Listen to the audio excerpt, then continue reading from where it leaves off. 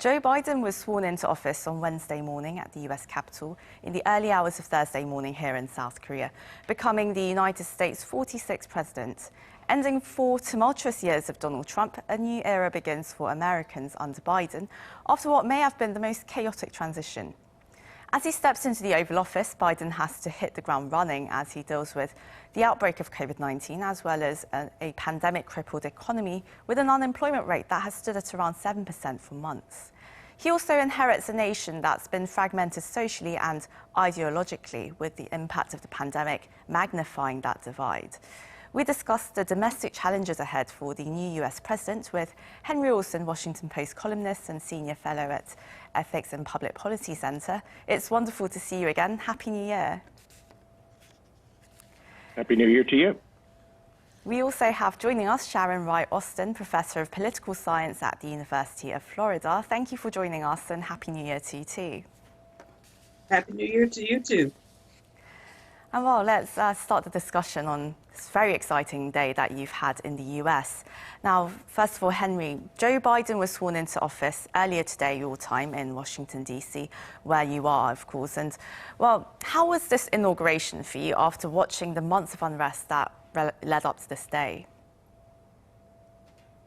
Well, it was both disturbing that we didn't have hundreds of thousands of people, as we traditionally do, listening to the inauguration. We had soldiers, tens of thousands of them, making this Capitol safe from potential mobs or rioters. And I think it ended a day of joy, which is to say that nothing happened bad. We had a beautiful day, so it made the visuals for the president's speech look good. And the president struck all the right tones. It was a speech that recognized our current divisions, but asked for us to transcend them. So I'd say this was about as good of a day as one could have hoped and expected for, given what's gone on the last 2 weeks. Well, it definitely must have been an inauguration ceremony like no other. And, well, Henry, Joe Biden's #1 agenda when he steps into office is to tackle the coronavirus pandemic, of course, and also save the ailing economy. On that front, he's pledged to provide 100 million COVID-19 vaccine shots in the first 100 days in office. And he also plans to pump up production of key materials, testing and contact tracing, as well as stimulus checks for American households and, of course, support for businesses. All of this amounting to around a $1.9 trillion relief package. Are you optimistic about this plan to revive the economy and also beat the pandemic? And do you think this plan can get enough backing from Congress? I don't think that this plan will pass as proposed unless they want to have a partisan vote. There are many elements of it that are unrelated to the pandemic, such as raising the minimum wage to $15 an hour. That's a non-starter for Republicans.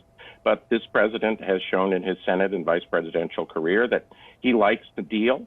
And if he is willing to deal, I think that something that will help with the pandemic will get through, even if it's slightly smaller than what he's proposed. And Sharon, beyond this initial stimulus package, Biden's administration is expected to push for higher corporate taxes, more infrastructure, clean energy, as well as healthcare. While Democrats will control both the House and the Senate, but by a very small margin, which agendas do you think will have a rather tough time passing through Congress? I would say the focus on clean energy isn't considered to be as much of a priority to most Americans. I think most Americans are mostly concerned with jobs and the economy and, of course, the coronavirus. So I would say that those should be the things that he will primarily focus on, simply because those are the things that most Americans are most concerned with. And Sharon, well, touching upon the other priorities that Joe Biden will have in his early days in office, well, Martin Luther King Jr. Day this week, it highlighted how crucial it is to root out the systematic racism in the country that was very evident last year in order to overcome this division that you are seeing. And, well, from home ownership, access to healthcare, wages and other socio-economic and political rights, it became very clear that Black Americans and other Americans of color have been disadvantaged and discriminated even in this day and age. What disparities did you see that were brought to light by the pandemic, the killing of George Floyd last year and the recent insurgency staged by white supremacists? Well, I would say I can think of several things, but to give you a really brief answer, as far as the coronavirus, it has such a disproportionate impact on people of color, namely on African Americans and Hispanics who lived in poorer communities. And that was something that brought attention to a lot of the health disparities that minorities have dealt with for many, many years, especially those who live in poorer communities. And in terms of the situation with George Floyd, it again brought the focus on police brutality, but this time there was a video. And in the past, African Americans and others have talked about police brutality, but people have sort of dismissed them. But now you had the actual video of an officer with his knee on a man's neck as he lay there dying. And so as a result of that and other racialized crimes that happened, even close to here in Georgia, there was another case involving a young black man who was hunted by white men who basically killed him. And it took a long, long time for them to even be arrested. So those are the types of things that have happened. But the troubling thing is that with the things that I just mentioned, it was on video. And the question is, if it had not been on video, would people even have believed it? But Joe Biden has mentioned several things about racial justice. Even today, he mentioned some things. And as a result of that, I think that's something that he's not going to be too afraid to talk about. And what kind of remedies, Sharon, do you hope Joe Biden will implement as ways to root out systematic biases against people of color? Well, so far, I've been really impressed with the things he's done already, just having a very, very diverse cabinet.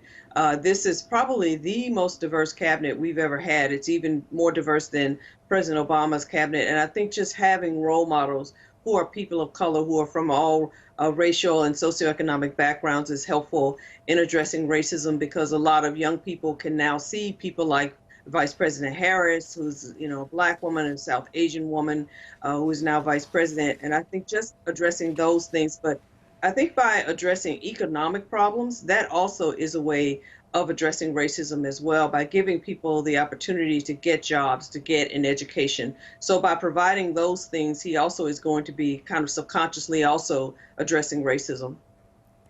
Now, Henry, Joe Biden has consistently emphasized the importance of unity and really bringing the nation together. And he's promised to fight for the Americans who didn't vote for him as well, just as hard as he's going to work for the people that did. And well, Joe Biden, he does face a challenge that no US president has ever faced before, as his predecessor and, of course, President Donald Trump's supporters have constantly denied the outcome of the presidential election. But can Joe Biden move forward without addressing the 70 million Donald Trump voters, many of whom felt very left behind and very ostracized by the elites of society? How do you think he should really start to bring healing to the nation? Well, I think he needs to listen. He's obviously been listening to people who have been marginalized for racial reasons. One of the things that drove Donald Trump is people feeling afraid for their livelihoods in old mill towns or factory towns that have been devastated by global trade. They stuck with the president because they knew he would fight for them, the former president. There are millions of traditional Christians who feel that the agenda of secularization is too often a war on traditional Christianity. He needs to hear those voices as well. And he talked about people stepping in the other's shoes. And it's certainly true that people of the dominant culture or the dominant racial groups need to step in more marginalized group shoes and see how the world is to them. But if you want to understand the Trump coalition, you have to understand how they feel marginalized and the ways in which those arguments, you need to step in their shoes in order to see how they view the world. And I think if he can do that and lead both sides to do that, he will be successful in beginning the healing. And Henry, for the Republican Party, well, what do you think that the party should consider as they try to move forward from this, from what's happened over the last few weeks? Well, I think what the party needs to do is first come to a reckoning with President Trump that there were lots of Republicans who were willing to overlook character flaws as long as they thought they weren't existential, or as long as they thought that they were held in check by people around him. And what the events of January 6th showed is that the character flaws were extremely deep, and there were ways in which even having loyal, decent, hardworking, normal Republicans around him couldn't keep it in check. I think Mitch McConnell's speech yesterday saying that the president told lies about the election and his supporters had been fed lies about the outcome is a good step forward. And I think it's much more important for Republicans to continue to feel safe to tell the truth, even as many of the president's supporters push back, because we're going to have to get to that point before we can then move on and find what unifies Republicans, as opposed to a false unity underneath a false image of what this president wrought during his 4 years in office. Now, this question goes to both of you, but why don't we start with you, Sharon? Now, Biden's presidency, it also comes with the vice presidency of Kamala Harris, of course, very historic moment for America there as well. And what role do you see Kamala Harris playing? Do you think she's going to be more active than her predecessors? And what kind of agendas do you hope that she will push for? I think she's going to be a very activist vice president in the sense that she has political aspirations. She ran for president. She probably plans to run again at some point in the future. She had a very progressive record when she was a member of the U.S. Senate, but she also has a law and order record as well when she was California Attorney General, when she was San Francisco District Attorney.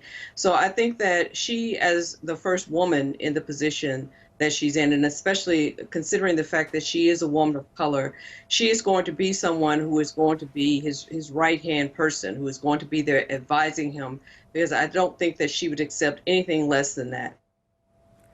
And Henry, the same question goes to you as well. How do you see Kamala Harris really, playing her role? And it seems like Joe Biden is very happy to let her shine as well. Oh, yes. Well, President Biden believes that he was given significant responsibility over certain areas by President Obama, and he also believes his advice was listened to. And I think he will do the same with Vice President Harris, delegate her responsibility for certain high-profile or important tasks, and also listen to her counsel very closely.